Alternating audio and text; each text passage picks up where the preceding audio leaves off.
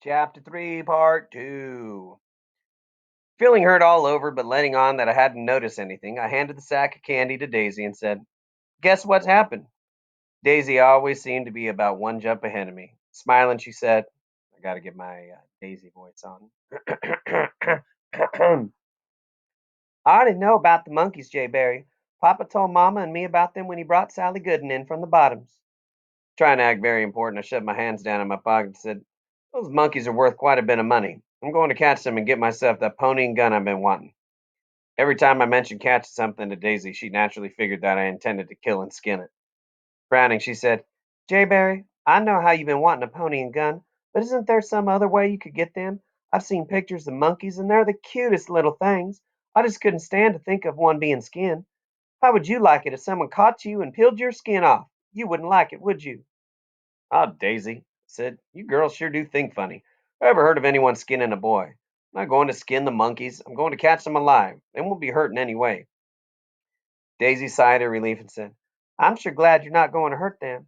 Every time I walk by the smokehouse and see all those little skins you have stretched there, I just shiver all over." "Well, you can stop shivering," I said. "I promise that I won't harm one hair on those monkeys." "How do you know so much about the monkeys anyway?" Daisy asked. "Papa said he couldn't remember any wild monkeys being around here before." "They're not exactly wild monkeys," I said. "They got away from a circus train that had a wreck over on the railroad. Grandpa told me all about it. He even fixed some traps for me so I could catch them." "That's just like Grandpa," Daisy exclaimed. "He's always telling you how to catch the little animals. Surely, Jay Barry, you don't have any fun, do you?" "Ah, Daisy," I said, "what do you think animals are for anyway? Just to look at? They're supposed to be hunted. How else would a boy have any fun in these hills?" Shaking her head and looking very disgusted with me, Daisy said, "Jay Barry, you should have a talk with the old man in the mountains. I think maybe he could tell you a few things. Being a boy, though, I doubt if you would understand a word he said." There it was again, the old man in the mountains. Daisy had mentioned him several times, and I hadn't paid much attention to her. After all, she lived in one of those girl kind of worlds, and it was chock full of strange old men, fairies, angels, spirits, knights in shining armor, and everything else you could think of. I just figured that all girls were like that, and it wasn't anything to get excited about. But Daisy had a way of making things sound so real that sometimes I didn't know whether to believe her or not. Daisy did this by telling stories. She was the best storyteller in those Ozark Hills. It wasn't only the stories she told, it was the way she told them. She would get real serious and her eyes would get big and starry looking. She would talk in a whisper and go through all kinds of motions. By the time she was finished with her story, my hair would be standing straight up and I wouldn't know what to believe. "Daisy," I said, "you've been telling me about this old man in the mountains for a long time now. Who is he anyway?" "Oh, he's just a friendly old man," she said very pertly. "He comes around every once in a while and visits me." "He does?" I said. "When was the last time you saw him?" "Why, just this morning," she said, "right here in my playhouse." "You did?" I said. "What's the old man's name?" "I don't know what his name is," Daisy said. "I never have asked him. I just call him the old man of the mountains." "Where does he live?" I asked. "Way back in the mountains somewhere," Daisy said. "Is he a farmer?" I asked. "Oh, no," Daisy said. "He doesn't do any farming. He doesn't have time." "Doesn't have time?" I said. "What does he do?" "He takes care of the hills," Daisy said. "Takes care of the hills!" I exclaimed. "Why, the hills don't need taking care of. Who ever heard of anything like that?" "That's all you know," Daisy said. "There are a lot of things in the hills that need taking care of. What would happen to all the little animals, the birds and the flowers, if someone didn't look out for them? That's what the old man in the mountains does. He just walks through the hills looking out for everything." I laughed out loud. "Ah, Daisy," I said, "you're just making this up. I don't believe there is an old man in the mountains."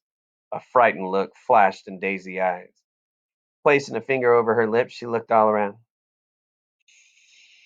"Don't say things like that, Jay Barry," she said. "Don't you ever say you don't believe in the old man in the mountains. He hears everything that's said in these hills, and he'll cause you to have bad luck." At that moment, Daisy couldn't have said anything that would have had more effect on me. With all those monkeys around and a chance to make some money, I sure didn't want to have any bad luck. Besides, there were a few bad luck things that I believed in.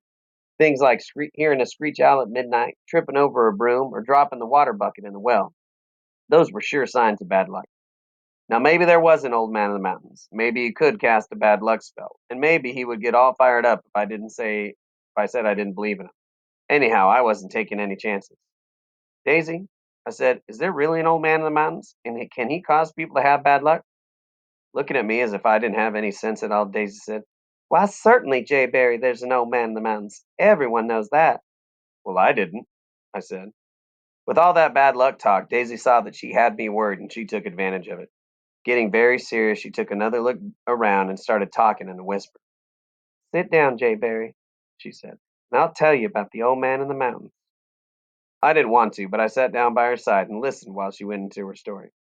Jay Barry, she said, the old mountain man in the mountains is very, very old. He's as old as these hills.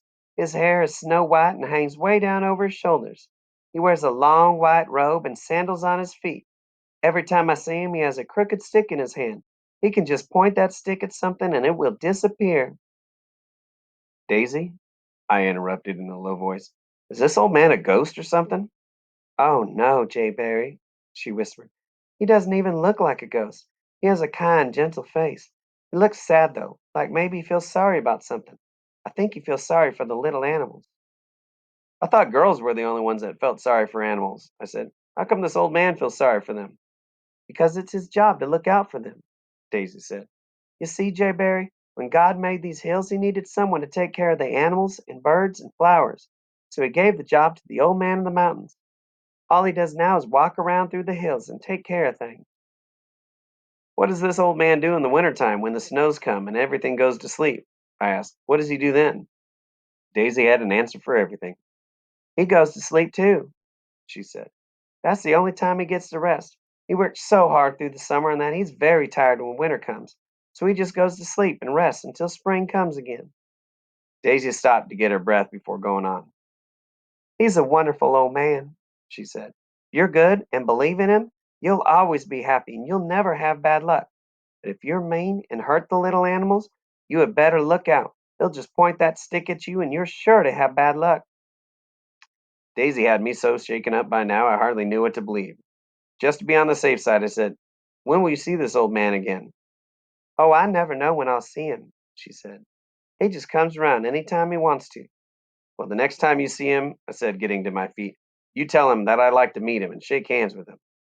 Along about then, I would have shaken hands with the centipede if I had thought that would have helped me catch a monkey. Shaking her head and looking very sad, Daisy said, Jay Barry, I don't know if the old man in the mountains would see you or not. You've been a pretty bad boy, you know. You're all the time catching the little animals. The old man in the mountains doesn't like anyone who does things like that. But every boy in the hills catches things, I said. Why, the way you make it sound, this old man could never like a boy, just girls. Oh, he could like boys too, Daisy said. He could like boys just about as much as he does girls, but they'd have to leave the little animals alone, or he wouldn't. Well, I didn't know what to do. By the way, I totally forgot about giving my question for chapter 3, part 2. I'm in the last paragraph. So let's see. I guess the question is going to be, um, oh, who is my favorite baseball player of all time? Mr. Dunbar's favorite baseball player of all time is Will Clark. Will Clark. Good old Will Clark. Number 22. Look him up. Played for the Giants. Love that guy. Daisy had me pretty well convinced that there was an old man in the mountains. Now, if he didn't like boys who caught animals and could cause them to have bad luck, I was just in for it. That's all there was to it. End of chapter 3.